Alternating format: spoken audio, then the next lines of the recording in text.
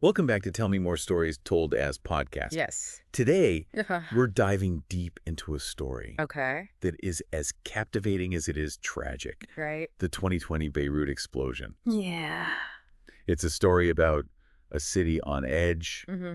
a ticking time bomb, and a disaster that could have been prevented. Right. It's a story that really highlights Yeah. how a series of seemingly isolated incidents can converge into a catastrophe with global repercussions. Okay, so let's set the scene. Okay. What was life like in Beirut before the blast? Sure. The sources paint a picture of a city already grappling with multiple crises. Absolutely. Yeah. Imagine a city Okay. where the currency is in free fall, Mm-hmm. poverty is rampant, and a global pandemic Right. is stretching resources thin. Yeah. That was Beirut in 2020. Wow. The Lebanese pound had lost over 80% of its value, Oh. pushing more than half the population Yeah. below the poverty line. Right. On top of that, Yeah. COVID-19 was putting immense strain on the healthcare system. Yeah, it sounds like a recipe for disaster even without factoring in a massive explosion. Exactly. And that's where the port comes in. Oh, The port of Beirut wasn't just a harbor, it was the city's lifeline. right. It was the main entry point for food, fuel, medicine, you name it. Wow. So its critical role in this already fragile situation can't be overstated. And yet this vital lifeline was also harboring a deadly secret. Yes. The MV Rhosus, a ship carrying thousands of tons Right. of highly explosive ammonium nitrate, Yes. had been abandoned there years earlier. Mm-hmm. It's almost unbelievable that something like that could happen. It is, but it did. Wow. This ship carrying 2,750 tons of ammonium nitrate. Okay. Imagine the force of over 1,000 tons of TNT. Wow. Docked in Beirut in 2013 and never left. Gosh. Mechanical problems, unpaid bills, Right. legal battles, a bankrupt owner. Yeah. It's a case study in how negligence and bureaucratic failure can have devastating consequences. Okay, so let's break down the chain of events. Yep. The Rhosus arrives in Beirut. Right. Things start to go wrong. Right. And then what? Okay. How does a ship carrying that much explosive material Mm-hmm. just get abandoned? Well, after the ship was declared unseaworthy, Okay. the authorities, for reasons that are still being investigated, decided to offload the ammonium nitrate Right. and store it in a warehouse at the port. Wow. And this is where the story takes a truly unsettling turn. Okay. This incredibly dangerous cargo was basically left to sit there for 6 years. 6 years. I mean, that's longer than some people spend in college. Yeah. How could something so volatile be left unattended for so long? That's the million-dollar question. Yeah. There were warnings reports, even legal attempts to get the ammonium nitrate removed. Wow. But nothing happened. Guys. It was a ticking time bomb, and tragically, no one seemed to be paying attention. Right. Or maybe they were, Yeah. but just couldn't navigate Yeah. the complex web of bureaucracy and corruption that plagued the port. It's almost like a slow-motion train wreck, you know? Right. You can see the disaster coming, Yeah. but you're powerless to stop it. It's a perfect analogy. Yeah. And this brings us to the day of the explosion. Okay. It was August 4th, 2020. Mm-hmm. A fire broke out in Warehouse 12, Okay. the very warehouse where the ammonium nitrate was stored. Right. And to make matters worse, Yeah. fireworks were also being stored It's fireworks. alongside this volatile substance. What were they thinking? It seems like a series of bad decisions Right. and unfortunate circumstances all converged on that day. Wow. The fire, likely ignited by the fireworks, Okay. triggered a chain reaction. Mhm. There was a smaller initial blast, Yeah. probably from the fireworks themselves, Okay. followed by an apocalyptic detonation about 30 seconds later. And that's the explosion that shook the world literally. Yes, The sources say it was felt as far away as Cyprus. absolutely. Wow. The blast registered as a 3.3 magnitude earthquake and was heard over 150 miles away. Gosh. Windows shattered miles from the epicenter. Yeah. It's hard to even grasp the sheer force that was unleashed that day. And before we go any further, for our listeners who are just joining us, Yeah. make sure to hit that subscribe button Yeah, so yeah. you don't miss any future deep dives on Tell Me More Stories Told as Podcast. We've got incredible stories from around the world that we can't wait to share with you. Yeah. Now back to Beirut. Okay. This explosion carved a crater over 400 feet wide Right. and 140 feet deep, Right. right into the heart of the city. Wow. It's hard to even imagine the scale of the destruction. The images from that day are truly haunting. Yeah. The blast wave ripped through Beirut, decimating buildings, homes, hospitals, everything in its path. The port was obliterated. Right. And even the city's vital grain silos, which held a significant portion of Lebanon's grain reserves, were practically vaporized. And tragically, the human cost was immense. Over 200 people lost their lives. Right. Thousands were injured. Right. And an estimated 300,000 people were left homeless. It's terrible. It's heartbreaking to think about the sheer scale of suffering that this one event caused. It's a stark reminder of the fragility of human life and the devastating consequences of negligence and systemic failure. And yet, amidst the devastation, there were also incredible stories of resilience and courage. Really? Yeah. Wow. Amazing. It's incredible how even in the face of such tragedy, the human spirit can find a way to shine through. It is. Yeah. Absolutely. Wow, that's amazing. Uh-huh. But amidst the stories of resilience, there's also the burning question of accountability. How could something like this happen? Yeah, that's responsible. That's the question that has haunted Beirut and indeed the world since that fateful day. Yeah. And the answer, unfortunately, is complex and deeply unsettling. Okay. It points to a systemic failure at every level. Wow. From the port authorities who allowed that ammonium nitrate to be stored in such a dangerous manner to the government officials who ignored warnings and failed to act.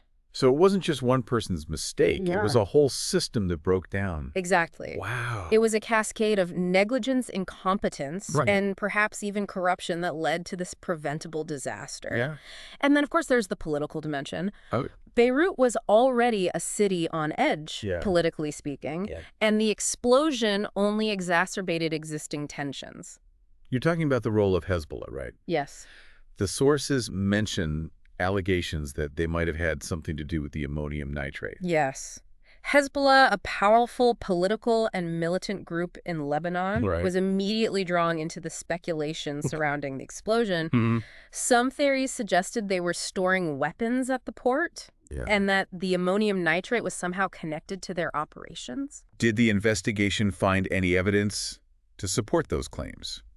Hezbollah vehemently denied any involvement. And the official investigation hasn't uncovered any conclusive proof linking them to the ammonium nitrate or the events leading up to the blast.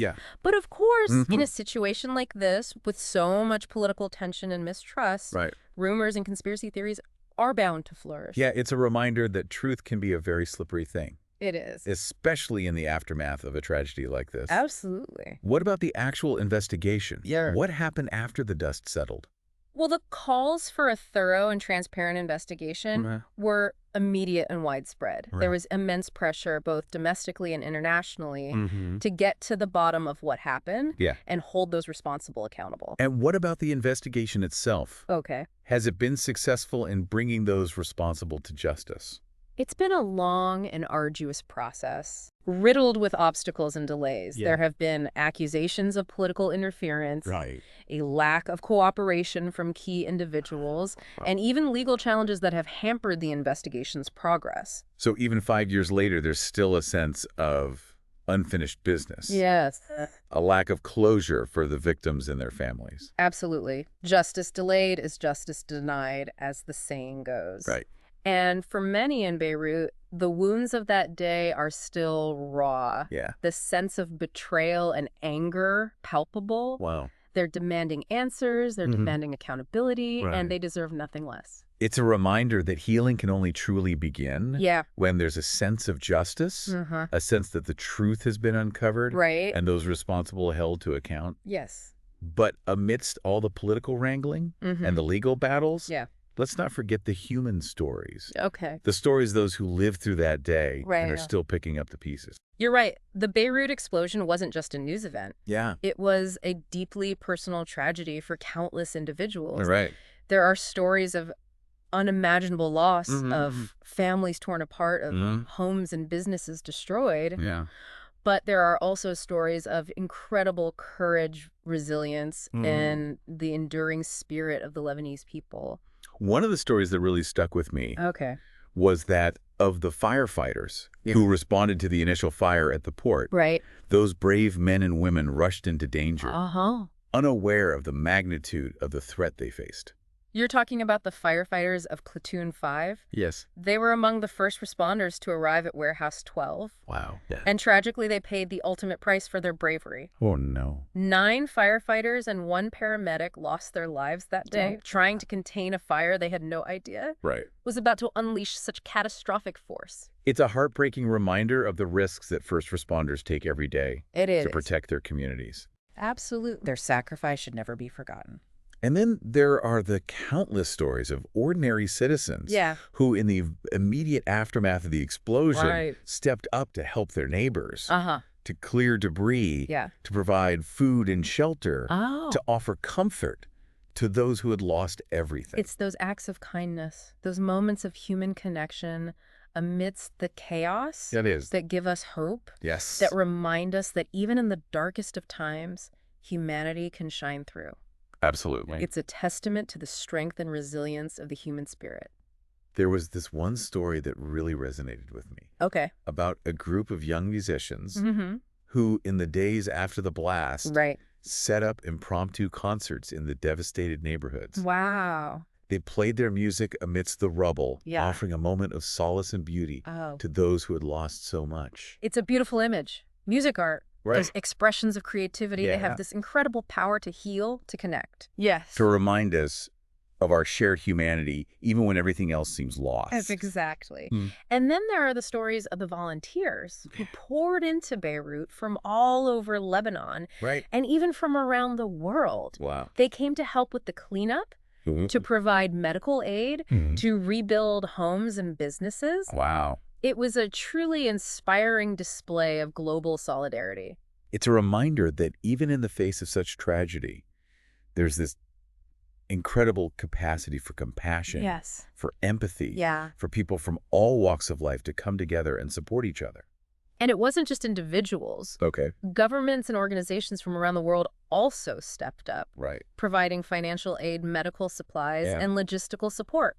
It was a global effort to help Beirut recover and rebuild. And yet, despite all the aid and the goodwill, the road to recovery has been long and arduous. It has. 5 years on Beirut is still grappling with the physical and emotional scars of that day. The rebuilding process has been slow and challenging.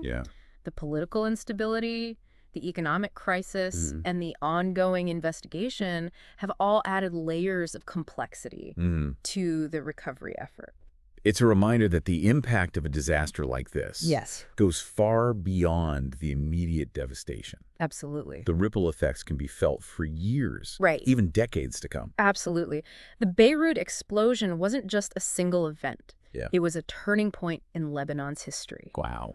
It exposed deep-seated problems. It shattered the illusion of stability, and it left a nation grappling with questions about its future. And it's a story that continues to unfold. It is. The investigation is ongoing. The search for justice continues. And the people of Beirut are still working to rebuild their lives and their city. It's a story that has captured the world's attention. A story that has raised profound questions about human responsibility. About the fragility of our systems. About our capacity for both incredible compassion and devastating negligence. It's a story that we need to keep telling. It is. A story that we need to learn from. A story that reminds us of the importance of vigilance, accountability, and the enduring power of the human spirit. It's incredible how a single event can have such far-reaching consequences, not just for a city, but for a whole nation and even the world. Yeah, it's like a pebble dropped in a pond. The ripples just keep spreading outward. And in the case of the Beirut explosion, those ripples have touched on everything, from global supply chains to international relations to the very nature of truth and accountability in the digital age. Speaking of the digital age, one thing that really struck me was how quickly misinformation spread in the aftermath of the explosion. Social media was flooded with rumors, conspiracy theories, and even doctored images and videos. It was almost impossible to separate fact from fiction. That's a phenomenon we see more and more these days, unfortunately. The speed at which information and misinformation can travel online is staggering. And in a situation like this where emotions are running high and people are desperate for answers, it's all too easy for false narratives to take hold. It's a reminder of how important it is to be critical consumers of information, to check sources, to be wary of anything that seems too sensational or too good to be true. Absolutely. We need to be media-savvy citizens, especially in today's world. But beyond the challenges of navigating the digital landscape, there's also the very real and ongoing challenge of rebuilding Beirut. And it's not just about rebuilding physical structures, right? It's about rebuilding trust, rebuilding communities, rebuilding a sense of hope for the future. Exactly. The trauma of that day runs deep. There are people who lost loved ones, who lost their homes, who lost their livelihoods. And those scars, those emotional scars, can take a long time to heal. It's a reminder that the true cost of a disaster like this can't be measured in dollars and cents alone. The human cost, the emotional toll, that's something that can linger for generations. And that's why it's so important to focus on the long-term recovery efforts, not just the immediate relief efforts. We need to support the organizations that are providing mental health services, that are helping families get back on their feet, that are working to rebuild a sense of community and normalcy in Beirut. It's about more than just putting the pieces back together. It's about creating a stronger, more resilient Beirut. A city that can learn from this tragedy and emerge even stronger than before. And I think there's a real determination to do just that. The people of Beirut have shown incredible resilience, incredible strength in the face of adversity. They're not giving up. They're not letting this tragedy define them. It's inspiring to see that spirit, that refusal to be broken. And it's a reminder that even in the darkest of times, the human spirit can find a way to shine through. And it's a reminder that we as a global community have a responsibility to stand with Beirut, to support their recovery efforts, to help them rebuild their lives and their city. It's a story that has touched us all, a story that has reminded us of the fragility of life, the importance of compassion, and the enduring power of the human spirit. And as we move forward, let's carry those lessons with us. Let's continue to learn from the Beirut explosion, and let's work together to create a safer, more just, and more compassionate world. Well said. It's a story that will continue to unfold for years to come, but one thing is certain, the people of Beirut will not be forgotten. Thank you for joining us on this deep dive into the Beirut explosion. We hope you found it insightful and thought-provoking. And to our listeners, keep exploring the world's stories with us here on Tell Me More Stories Told As podcast. Until next time, stay curious, stay informed, and stay engaged.